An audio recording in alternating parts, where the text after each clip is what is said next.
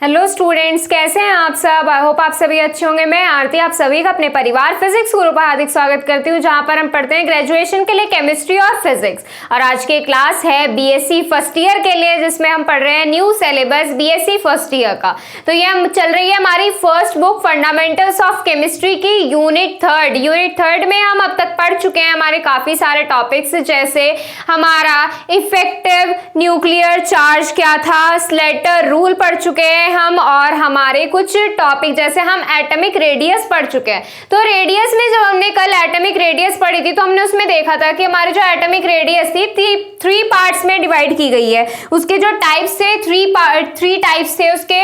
तो फर्स्ट क्या है, कोवेलेंट रेडियस, सेकंड क्या था, वैन डर वाल, और थर्ड क्या था, आयोनिक रेडियस। तो ये तीन रेडियस के बारे में अभी हमें और पढ़ना है। तो चलिए स्टार्ट करते हैं हमारे कोवेलेंट रेडियस से।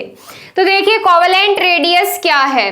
कोवेलेंट रेडियस का मतलब क्या होता है, हमारा रेडियस का मतलब आप सभी को पता है डिस्टेंस। कौन सा डिस्टेंस, ये जो हमारा डिस्टेंस होता है ये हमारा आता है रेडियस। क्या आता है, ये आता है रेडियस। अब बात की गई है कोवेलेंट रेडियस की, तो कोवेलेंट रेडियस का होने का मतलब क्या है। अब देखिए इसमें क्या लेना है, हमें कोई मॉलिक्यूल लेना है। मॉलिक्यूल हमारा किससे कंसिस्ट होकर बनता है, मॉलिक्यूल हमारा एटम्स से कंसिस्ट होकर बनता है। किससे कंसिस्ट होकर बनता है, एटम से। अब एटम्स वो सिमिलर भी हो सकते हैं और हमारे डिफरेंट एटम्स भी हो सकते हैं। अब इसमें देखिए हमारे मान लीजिए ये एटम है, ये एक दूसरे से कैसे हैं, कोवेलेंटली बाउंडेड एटम्स हैं, कोवेलेंटली बाउंडेड एटम्स हैं। अब इसमें इस वाले एटम का न्यूक्लियस होगा कुछ और इस वाले एटम का कोई न्यूक्लियस होगा। अब ये जो न्यूक्लियस है, इन दोनों न्यूक्लियस के बीच का जो डिस्टेंस होगा इसका हाफ, इसका 1/2 हमारा क्या कहलाता है, कोवेलेंट रेडियस कहलाता है। अब देखिए यहाँ पे हमारे क्या लेने हैं, हमें दो एटम्स लेने हैं जो एक दूसरे से कैसे हो, कोवेलेंटली बाउंडेड एटम्स हो। कैसे हो, एक दूसरे से कोवेलेंट बॉन्ड के साथ जुड़े हुए हों। अब इसमें जो दोनों एटम्स के न्यूक्लियस के बीच का जो डिस्टेंस होगा, यानी कि जो बॉन्ड लेंथ होगी, ये क्या कहलाती है हमारी बेटा, ये होती है हमारी बॉन्ड लेंथ। क्या आती है ये, बॉन्ड लेंथ। जो दोनों न्यूक्लियस के, दोनों एटम्स के न्यूक्लियस के बीच का डिस्टेंस बॉन्ड लेंथ के हाफ के इक्वल, किसके बेटा, 1/2 के, यानी कि हाफ के इक्वल हो, वही हमारी क्या कहलाती है, कोवेलेंट रेडियस। क्या कहलाती है, कोवेलेंट रेडियस। जब हमने एटॉमिक रेडियस के बारे में बात की थी, एटॉमिक रेडियस में हम क्या देखते थे, सिंगल एटम का देखते थे। क्या देखते थे, सिंगल एटम का, इस तरीके से कि न्यूक्लियस से वैलेंस शेल के इलेक्ट्रॉन के बीच का जो डिस्टेंस है, क्या है, न्यूक्लियस से वैलेंस शेल के इलेक्ट्रॉन के बीच का जो डिस्टेंस है वो हमारा क्या था, एटॉमिक रेडियस।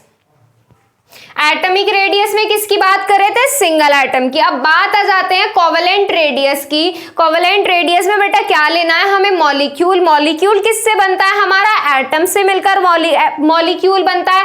अब इसमें दो एटम जिसके न्यूक्लियस के बीच, दो एटम जो हमारे कैसे हो, कोवेलेंटली बाउंडेड एटम्स हो, उनके न्यूक्लियस के बीच के डिस्टेंस के हाफ के इक्वल होता है हमारा कोवेलेंट रेडियस। किसके इक्वल होता है, दोनों एटम्स के न्यूक्लियस के डिस्टेंस, या क्या बोल सकते हैं आप, बॉन्ड लेंथ। क्या बोल सकते हैं, बॉन्ड लेंथ। अब देखिए इसमें डेफिनेशन किस तरीके से लिखी जाएगी इसकी। देखिए डेफिनेशन की बात करते हैं अगर इसमें, तो डेफिनेशन कैसे आएगी, डेफिनेशन में हम बात करेंगे 1/2 of the measured internuclear distance. हमारा 1/2 मेजर किया हुआ 1/2 यानी कि आधा इंटर न्यूक्लियर डिस्टेंस, न्यूक्लियस के बीच का जो डिस्टेंस उसका आधा किस में मेजर किया गया हो, जो हमारे कोवेलेंटली बाउंडेड एटम्स में, किसी मॉलिक्यूल के अंदर कोवेलेंटली बाउंडेड एटम्स के अंदर मेजर किया गया हो, वो हमारा क्या आता है, कोवेलेंट रेडियस। लिखिए इसमें कोवेलेंट रेडियस की डेफिनेशन लिखेंगे। अब इसमें देखिए कैसे आएगी, 1/2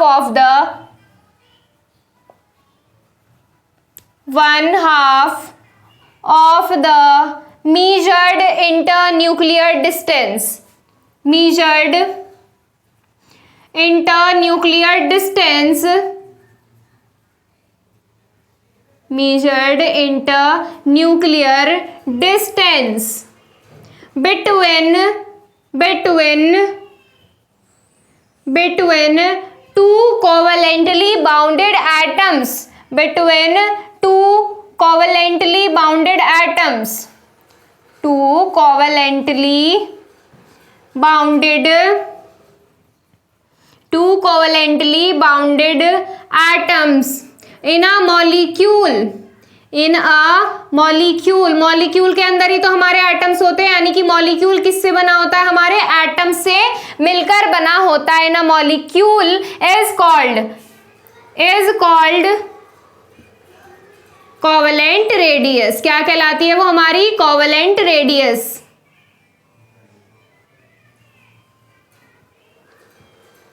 समझ आ गया होगा आपको कि कोवेलेंट रेडियस हमारी क्या होती है। अब देखिए फॉर्मूला लिख लीजिए इसका। फॉर्मूला किस तरीके से होगा, अब पहले फॉर्मूले से पहले आप एक छोटी सी चीज समझिए, ग्राफ बना लीजिए यहाँ पर एक छोटा सा, इससे आपको समझ में आ जाएगा कि कोवेलेंट रेडियस होती क्या है। ये हमने क्या मान लिया, ये हमने एटम ए मान लिया।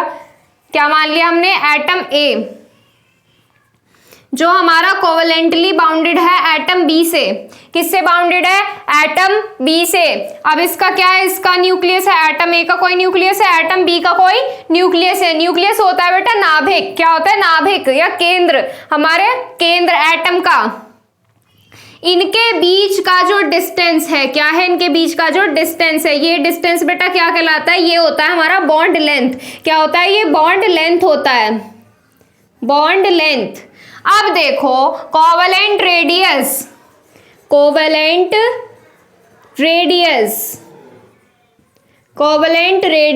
Is equal to 1/2 of bond length, 1/2 of bond length. समझ आ गया, ये है हमारा फॉर्मूला। यहां से आप फाइंड कर सकते हैं बॉन्ड लेंथ। कैसे फाइंड करेंगे, बस आपको एटम की बॉन्ड लेंथ पता होनी चाहिए और उससे आप कोवेलेंट रेडियस फाइंड कर सकते हैं। एग्जांपल देखेंगे, पहले आप इसको नोट कीजिए, फिर एक एग्जांपल करेंगे। इसमें देखिए, इसमें एग्जांपल्स में क्या देखेंगे हम, पहले हम वो एटम्स देखेंगे जो हमारे एक से हो। मतलब जैसे हमारा क्या है, मॉलिक्यूल है। मॉलिक्यूल अगर हमारा सिमिलर एटम से मिलकर बना हो, क्या बना हो, सिमिलर एटम, एक जैसे एटम्स से मिलकर बना हो, पहले हम उनके लिए देखेंगे। और फिर अगर हमारे एटम्स कैसे हो, डिफरेंट एटम्स हो, उनके लिए भी देखेंगे। तो मैं आपको एक बार हिंदी में बता देती हूँ, अगर किसी को इंग्लिश में प्रॉब्लम है तो देखो हम क्या करते हैं, मॉलिक्यूल के दो अणु जिनके जो कैसे हो, कोवेलेंटली बाउंडेड हो, कैसे हो, कोवेलेंटली बाउंडेड हमारे एटम्स हो, उसमें कोवेलेंटली बाउंडेड का मतलब होता है जो सहसंयोजी बंध के साथ जुड़े हुए हो हमारे एटम्स। अब देखो इसमें न्यूक्लियस है, तो क्या है, दो अणु हैं, अणु के क्या है, नाभिक है। नाभिकों के बीच की जो दूरी होगी, क्या होगी, जो बीच की दूरी होगी उसे क्या कहते हैं, बॉन्ड लेंथ भी कहा जाता है। उसको बॉन्ड लेंथ होता है बेटा बंध लंबाई। क्या होती है, बॉन्ड की लेंथ, बंध की लंबाई। क्या होती है, बंध की लंबाई। उसके आधा, यानी कि हाफ मतलब क्या होता है, उसका आधा, यानी कि इस बॉन्ड लेंथ का जो आधा होता है वही हमारी क्या कहलाती है, कोवेलेंट रेडियस, सहसंयोजी त्रिज्या। रेडियस क्या होती है बेटा, रेडियस होती है त्रिज्या, सहसंयोजी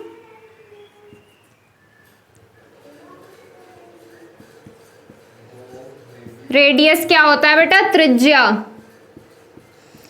किसके इक्वल होती है, 1/2 ऑफ बॉन्ड लेंथ। बॉन्ड की लेंथ क्या होती है, बंध लंबाई। तो यहां से आप क्या लिख सकते हैं, अगर आप हिंदी में लिखेंगे तो क्या लिखेंगे, वे दो अणुओं के बीच की बंध लंबाई का आधार क्या कहलाता है, हमारा कहलाता है सहसंयोजी त्रिज्या। क्या कहलाता है, सहसंयोजी त्रिज्या। देखो एग्जांपल्स देखो हमारे, कैसे लिखेंगे हम कोवेलेंट रेडियस, कैसे फाइंड करेंगे, बस ये फॉर्मूला याद रखना, ये फॉर्मूला मेन है इसमें। देखो अब इसमें एग्जांपल्स,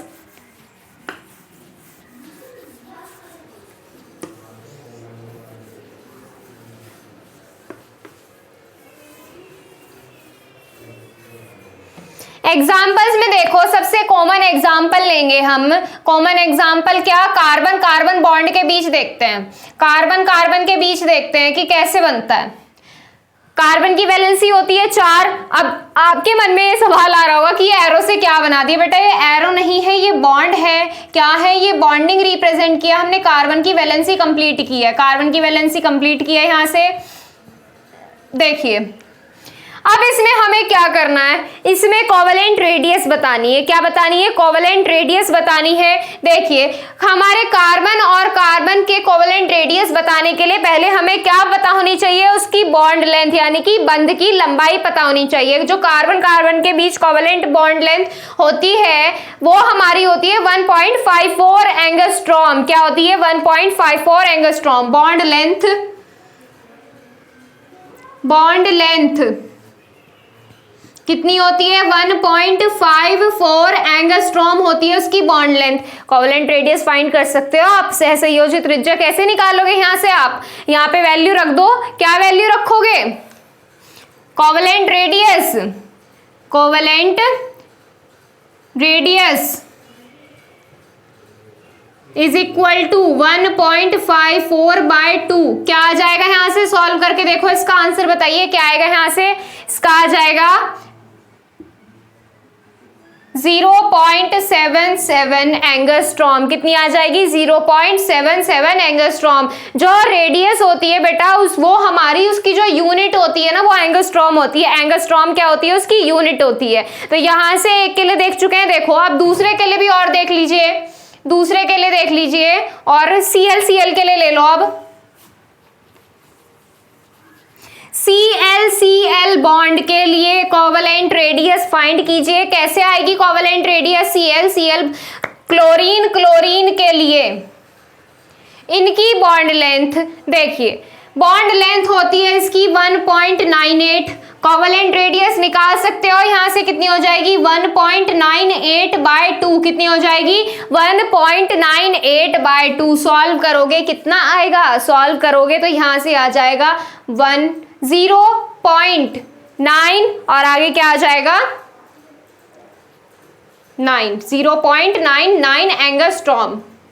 क्या आ गई? इसकी कोवेलेंट रेडियस आ गई। इसी तरीके से क्या कर सकते हैं? उन एटम्स के लिए, उस मॉलिक्यूल के लिए फाइंड कर सकते हैं जिसकी हमारी क्या हो? जिसकी हमारी एटम की सिमिलर हो, मतलब मॉलिक्यूल में जिसमें हमारे सिमिलर एटम्स हो। एटम्स क्या हो? सेम हो। अब देखो डिफरेंट एटम्स वालों के लिए कैसे करेंगे। डिफरेंट एटम्स वालों के लिए देखो कैसे निकालेंगे। पहले उसके लिए जो मेन है हमारी बॉन्ड लेंथ निकालना जो है इसमें मेन है। क्या है? बॉन्ड लेंथ कैसे निकालेंगे? अगर बॉन्ड लेंथ निकालनी आ गई आपको डिफरेंट एटम्स के लिए तो आप कर सकते हैं। पहले आप इसका स्क्रीनशॉट लीजिए, फिर अगले के लिए देखेंगे। इसमें नोट कीजिए इसको। अब देखो इसमें डिफरेंट एटम्स के लिए क्या करेंगे, डिफरेंट एटम्स के लिए कैसे करेंगे। देखो अब इसमें हमें क्या करना है, डिफरेंट एटम्स की हमें बॉन्ड लेंथ फाइंड करने के लिए क्या करना पड़ेगा। देखो अब सबसे पहले तो हम इसमें रेडियस फाइंड करेंगे। क्या करेंगे? रेडियस फाइंड करेंगे, कोवेलेंट रेडियस। अब देखो कैसे फाइंड करेंगे। एग्जांपल देखो क्या लिया हमने, CCl4 ले लिया। क्या ले लिया? CCl4 एग्जांपल ले लिया। अब इसमें क्या करेंगे? CCl4 बेटा हमारा क्या होता है? Carbon tetrachloride. क्या होता है? Carbon tetrachloride. Carbon tetrachloride CCl4 होता है हमारा।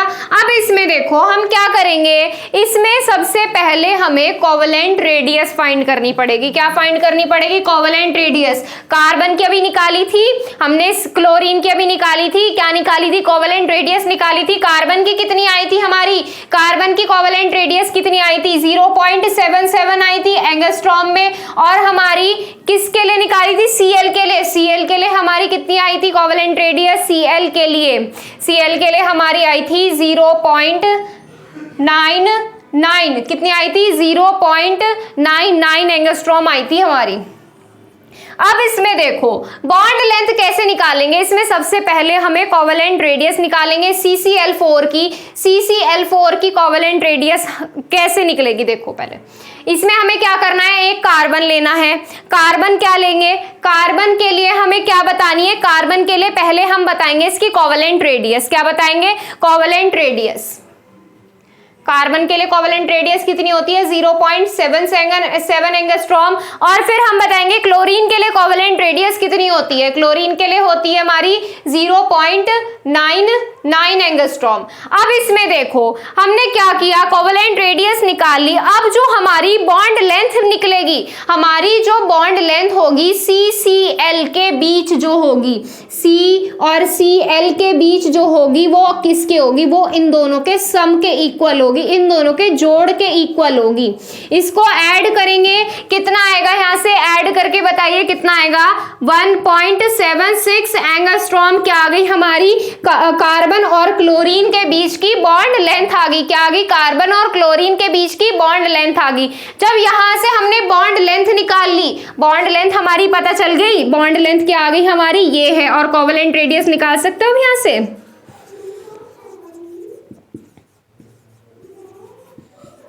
Covalent radius 1.76/2 covalent radius of CCl4 of CCl4। देखो एक बार फिर से छोटी सी चीज बताती हूँ, CCl4 हमारा किससे मिलकर बना है, CCl4 जो हमने बनाया है, मॉलिक्यूल बनाया है, ये हमारा किससे मिलकर बना है, कार्बन और क्लोरीन से मिलकर बना है।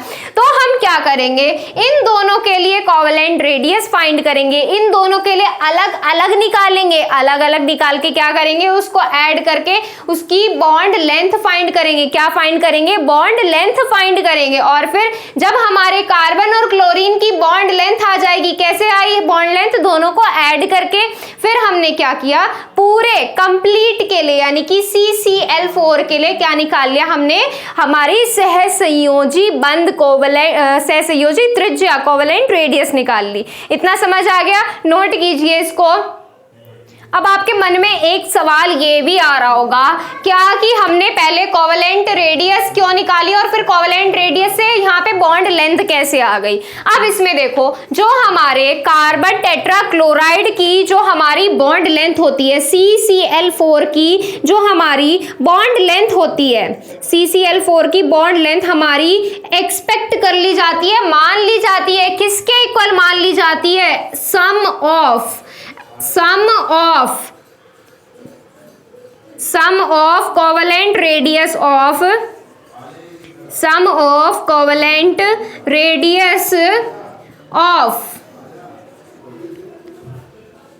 C and Cl,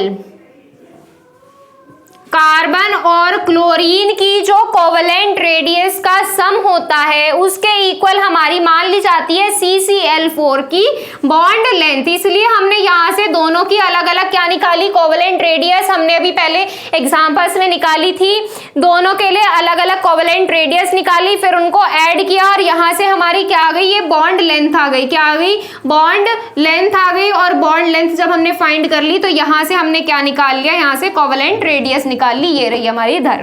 क्लियर है, इतना क्लियर है, इसको नोट कीजिए। फिर उसके बाद एक और पॉइंट करेंगे, इसका नोट कीजिए इसको। देखिए अब इसमें आगे हमारा पीरियोडिक टेबल पे किस तरीके से इफेक्ट करेगी कोवेलेंट रेडियस। जैसे हमने एटॉमिक रेडियस का देखा था कि हमारी लेफ्ट टू राइट चलने पर इंक्रीज होती थी या डिक्रीज होती थी, बताइए, आप बताएंगे कि हमारी लेफ्ट टू राइट चलने पर एटॉमिक रेडियस इंक्रीज होती थी या डिक्रीज। और ऐसे ही हमारी पीरियोडिक टेबल में ऊपर से नीचे की तरफ चलने पर इंक्रीज होती थी या डिक्रीज। एटॉमिक रेडियस की बात चल रही है यहाँ पे, एटॉमिक रेडियस का बताएंगे पहले आप। इसमें देखिए एटॉमिक रेडियस में हमारा क्या होता है, एटॉमिक रेडियस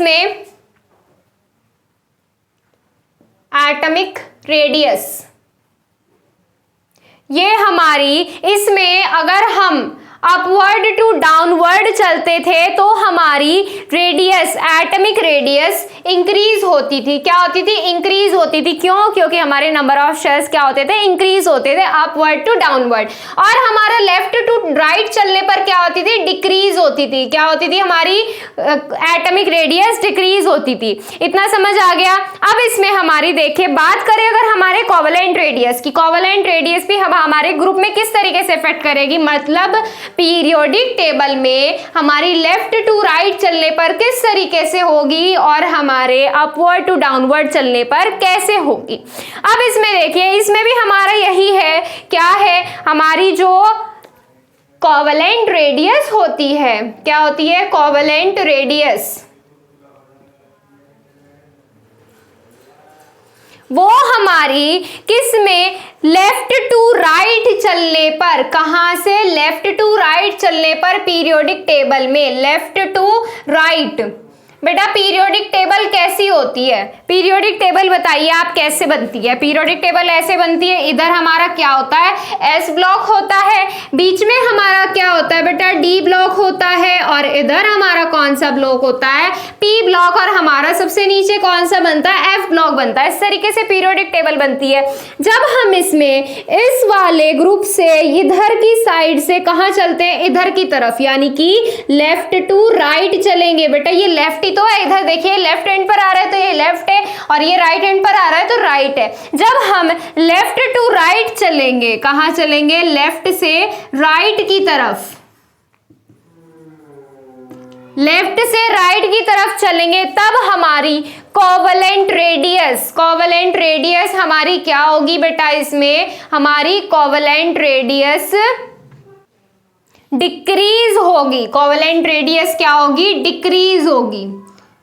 क्या होगी? कोवेलेंट रेडियस डिक्रीज होगी। रीजन भी बताएंगे इसका क्यों होगी। और ऐसे ही जब हम अपवर्ड टू डाउनवर्ड चलते हैं, क्या चलते हैं? अपवर्ड टू डाउनवर्ड चलते हैं ग्रुप में, तब हमारी कोवेलेंट रेडियस इंक्रीज होगी। क्या होगी? कोवेलेंट रेडियस हमारी इंक्रीज होगी। इसका भी रीजन बताएंगे फिलहाल। अब इसमें देखिए क्या लिखेंगे इसमें, जब हम पीरियोडिक टेबल में लेफ्ट टू राइट चलते हैं तब हमारी कोवेलेंट रेडियस डिक्रीज होती है। हमारी कोवेलेंट रेडियस क्यों डिक्रीज होती है? अब बेटा देखिए, रेडियस का डिक्रीज होने का एक ही मतलब है कि उसका ईएनसी पर किस तरीके से इफेक्ट करती थी हमारी कोवेलेंट रेडियस? बताइए।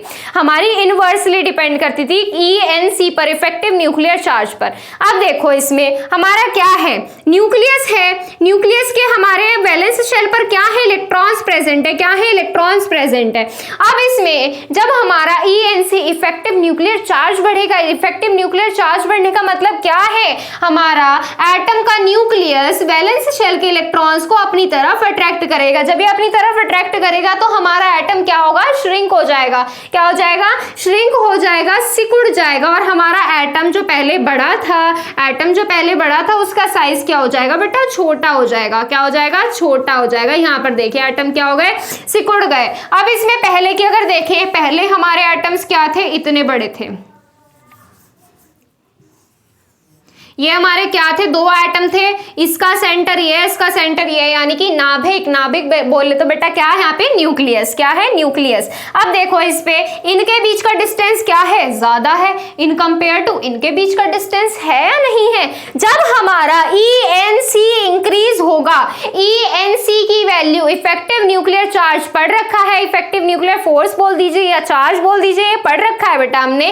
जब ईएनसी इंक्रीज होगा तो वही रीजन है कि हमारी रेडियस क्या होगी? डिक्रीज होगी। इसी तरीके से हमारे क्या है? हमारी अपवर्ड टू डाउनवर्ड चलने पर क्या कोवेलेंट रेडियस इंक्रीज होगी। क्यों इंक्रीज होगी बेटा? नंबर ऑफ शेल्स इंक्रीज हो रहे हैं, नंबर ऑफ शेल्स इंक्रीज हो रहे हैं, तो इसका मतलब कोवेलेंट रेडियस भी हमारी इंक्रीज होगी। सेम एटॉमिक रेडियस वाला है, सेम एटॉमिक रेडियस वाला है। इसमें देखिए नोट करा देती हूं मैं आपको, लिखिए इसमें, देखिए इसमें क्या आ जाएगा। अब इसमें the covalent radius, the covalent radius, the covalent radius, covalent radius decreases in the period, decreases, the covalent radius decreases in the period from left to right, from left to right, from left to right, left to right, and decreases and increases, increase होगी ना अब, and increases when moving,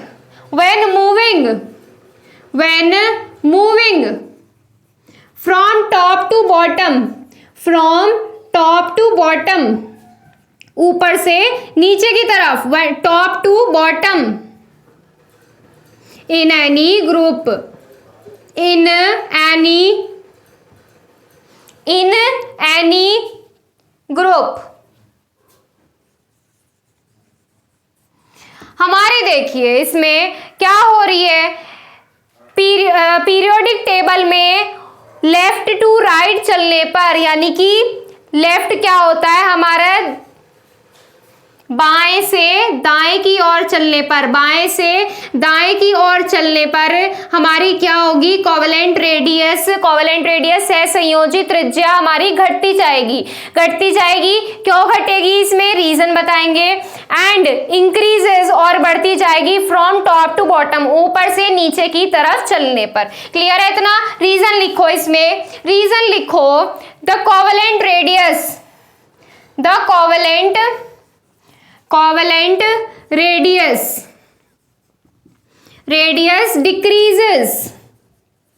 decreases from left to right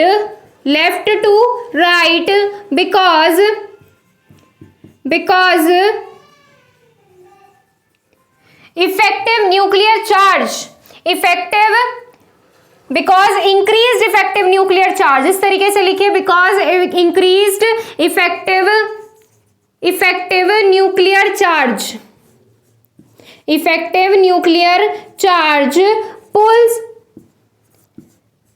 pulls the electrons close to the nucleus, pulls the orbitals, orbital लिख लीजिए, orbital में ही तो हमारे electrons होते हैं, pull the orbitals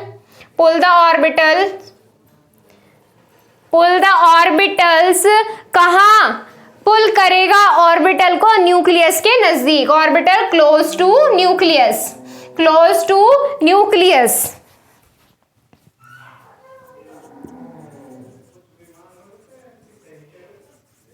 क्लियर है इतना?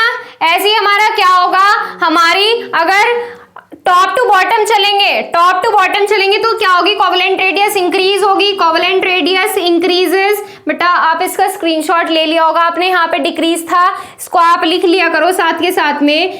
Covalent radius increases from top to bottom